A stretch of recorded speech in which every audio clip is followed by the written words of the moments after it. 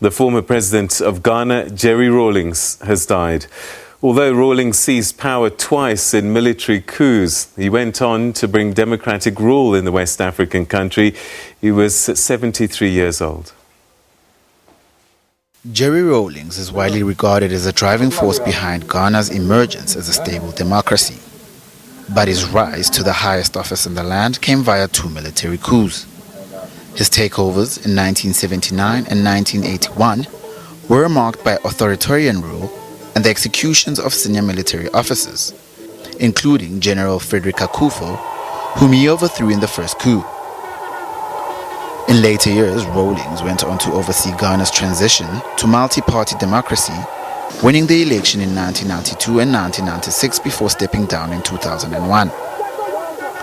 Today, Ghana is considered one of West Africa's most mature democracies and regularly sees power change hands between its two main parties.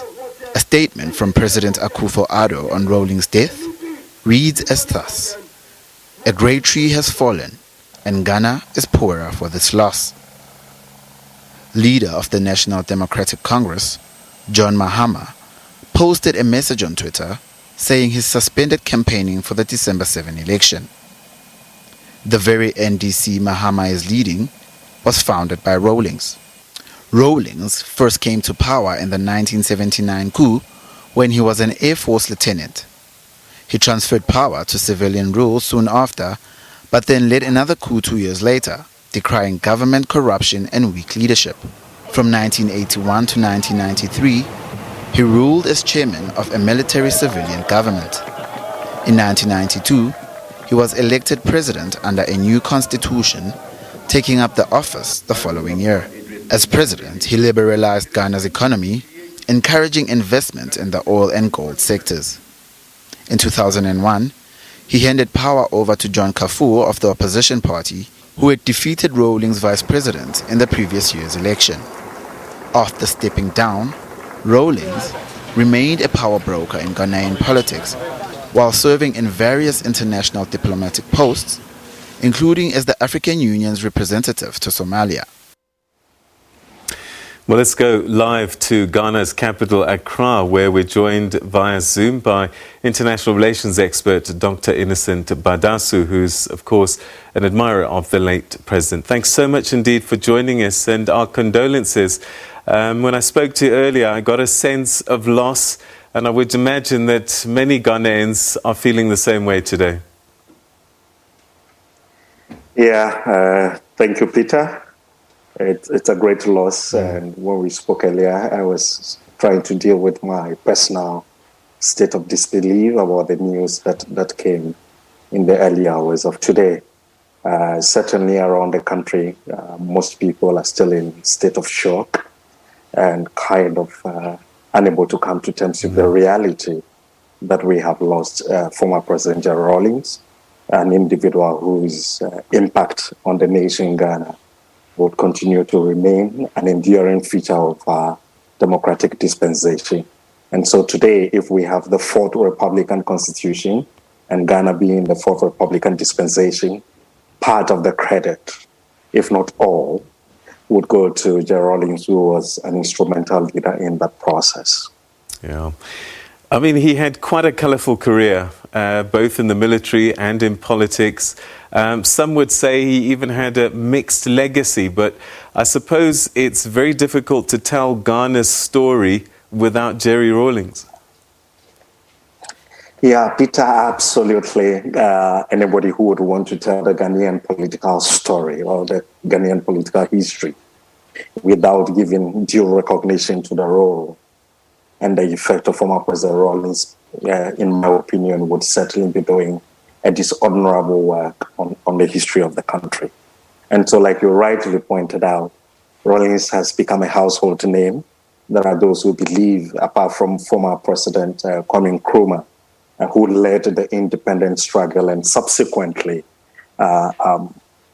gave us the first republic, apart from him, the next charismatic leader we can think of who had a very enduring effect on the country is former President Rawlings. We are saying this because we've had him stayed in power for almost 20 years, 19 years to be specific. So a period of military leadership mixed with civilian character under the umbrella of the PNDC, that is the Provisional National Defense Council that was in place just after his return in the early 80s till 1992 when we restored the constitutional order back to the country. And so it will be difficult not to give him his rightful place in the Ghanaian political history. Like I said, mixed legacy, because he certainly, when he wanted to, ruled with a firm hand, and he was never afraid to speak his piece.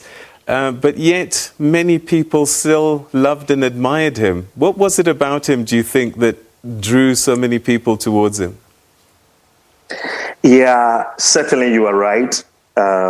As a human being, you would have your failings and your determination to see social justice, to see equal society, to be the voice for the voiceless, and to be the one leading a kind of a social campaign for the poor to get a better conditions of life.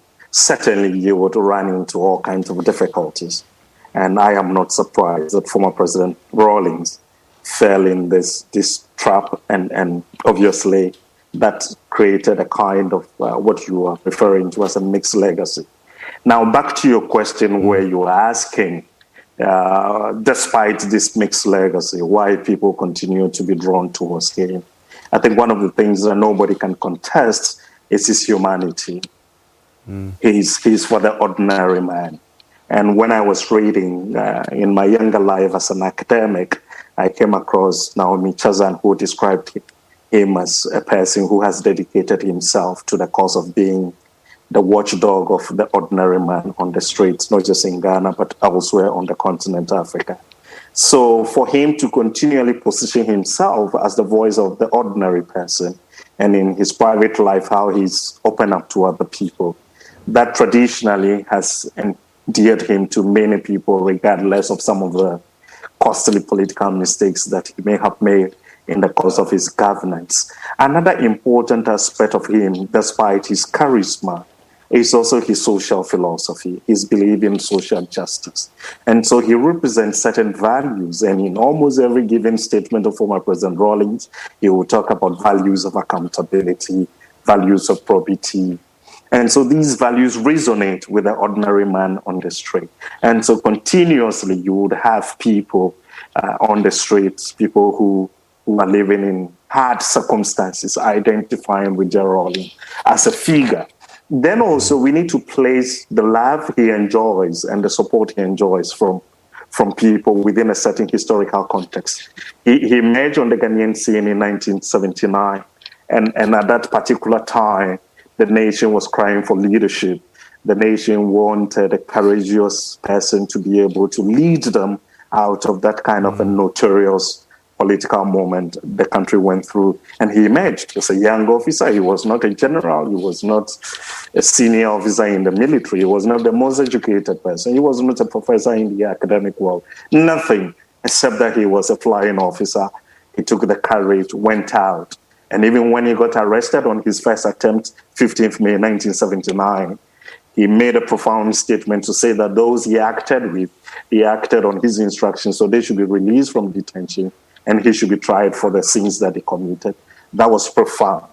That was something that any time as a young person, you come across those speeches or you read some of these things, you would want to meet the man Jerry Rawlings. The only feeling you have would be to meet the man Jerry Rawlings.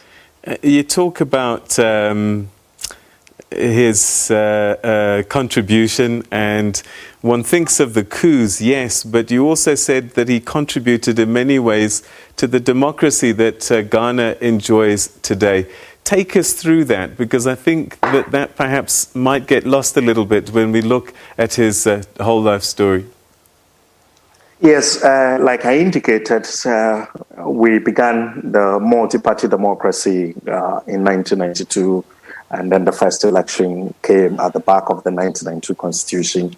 Jerry Rawlings, who at the time was leading the PNDC, contested that election and ushered the country into a new democratic era. And so for some people, they believe that we began a new democratic dispensation by the arrival of the Fourth Republic. And Rawlings again won the 1996 elections overwhelmingly and subsequently handed over power in 2001, even though his preferred candidate, the late Professor Mills, lost the election, who at the time was serving as his vice president.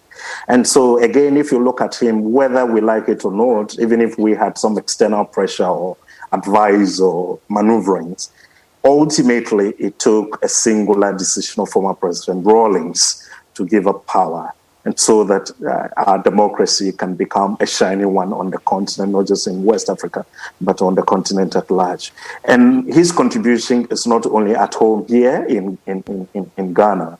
We have seen him also exporting democracy, peace-building activities to other West African countries. So we saw his role in Liberia, and it is not surprising that the Liberian head of state, George Weah, has already sent a message of condolences, recognizing the iconic role that Jerry Rawlings played in the democratic stability of Liberia. We saw his role also in Sierra Leone. So beyond the shores of Ghana, we saw Jerry Rawlings actively working towards democracy, working towards democratic peace building to ensure stability of the sub-region. Dr. Badasu, we're going to have to leave it there, but again, our condolences to you and the people in Ghana on this loss. Thank you so much indeed for giving us your time and sharing your thoughts. Thank you very much. My pleasure to be here, and once again, our thoughts and condolences with the family. All right, that's international relations expert Dr. Innocent Badasu, very clearly grief-stricken by the news that former President Jerry Rawlings has passed away today. Well, a little bit earlier on, my colleague Tsepiso Makwetla spoke to SABC correspondent in Ghana, Nabil Ahmed, on how Ghanaians have been receiving the news of the passing of their former president. It's a very somber mood here in Ghana. A lot of people are saddened by this news of the passing of the former President Jerry Rawlings.